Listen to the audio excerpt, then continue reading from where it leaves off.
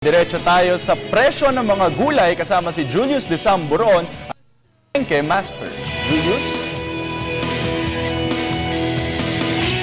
Magandang umaga mga boss, hindi po ako ang inyong road top prince Bench Bondok, pero ako po ang inyong Palengke Master Julius de Samburon at nandito po tayo ngayon sa Villalobos, sa Quiapo, sa lungsod ng Maynila. At samahan niyo po ako ngayon sa pagbibigay ng presyo ng mga bilihin.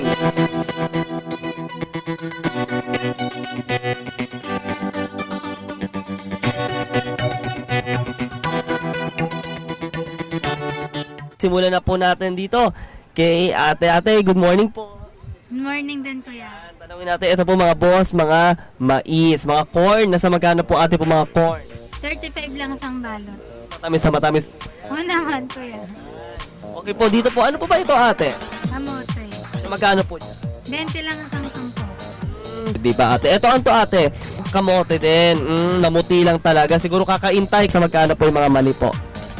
60 per kilo. Tapos depende sa size kung gusto mong size. Iba-iba yung price niya. Magkano po yung ganito po ate? Yung ganito kalaki? 35. Yung ito sumunod? Same size lang. Ito, parang napakaraming kakain naman. 120 yung ganyan. Kasi almost 2 kilos na siya. Ayan. Ate, dun sa mga, yan, yung mga branded products mo, yan, lalo na dun sa mga mantika, nasa magkano po yung ganyan? Iba-iba. May 5 piso, may 10, may tig-20. Ayun sa mga pamintang mga tingiting. Nag-piso lang siya. Piso, di ba mga piso-piso lang. Ate, anyayahan po yung ating mga boss na mamili po dito po sa Villalobos, sa Quiapo. Mamili po kayo dito sa Villalobos. Mura lang po dito, tsaka walang daya yung mga timbangan. Okay na po. Yan, dito na po tayo sa presyo ng ating mga gulay, o di ba? Mga masustansyang at masasarap na gulay. Ayan, tanongin natin si ate. Ate, good morning. Morning. Ate, nasa magkano po yung ating po mga ampalaya? Mga sa 80 kilo. Mga sitaw. Ayan, 440. Pero ate, bakit parang ang lalaki naman itong ampalaya na? Malalaki talaga yan eh. Pero talagang sariwa. Oo. Ito naman sa ating mga bawang. Bawang. 80 kilo. Okay. Masasarap ang mga bawang. Ito. Yan. Mga favorite ng ating mga kuneho. Nasa magkano po? Nasa 40, 1 kilo. Sa ating mga ang aking favorite, mga patatas natin. Magkano po? Mga 45. Itong mga, para sayote. Magkano po? 15, 3 pieces. Ito ate sa inyo, diba ito ate? Anong gulay ito? Parang ngayon ko na siya nakita. Pino, magkano po? 20 tali. Yan, tali sa ating mga repolyo. Meron 20, may 20 kilo. Each 51 kilo. Yung mga luya mo ate, lalaki parang hugis pa. Magkano po? Ano yan? 70 kilo. Yan, ito mga sibuyas. Sibuyas, 60, 50. Kamote.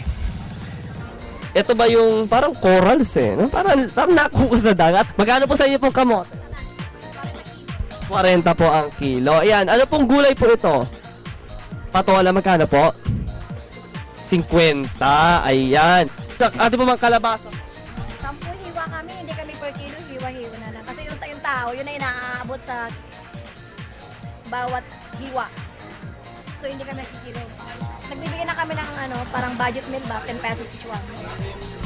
Ayan. Okay mga boss, kaya ito po mga gulay natin na nakita nyo dito sa may area ng Villalobos. Talaga makita natin na sariwang sariwa Ayan. At dito naman po sa ating mga kangkong. Buyer namin, salagang 5 piso na. 5 piso, kaya sulit na sulit po. Ito po ate, ano po ito? Din po, ito po. Kamote pero ang may kulay pula. Ate, ito. Talagang ibang-iba itong mga ampalaya. Pangasinan yan. Pangasinan, benta namin yan sa kuwang court. Ang ito po mga talong. Ganun din. At ayan mga boss, nakita natin ngayon ito mga presyo po ng ating mga gulay dito po sa area ng Villalobos, sa Quiapo, sa lungsod ng Maynila. At kasama pa rin ang buong pwersa ng PTV para sa Telebisyon ng Bayan. Ako po ay inyong Palengke Master Julius de Samburon.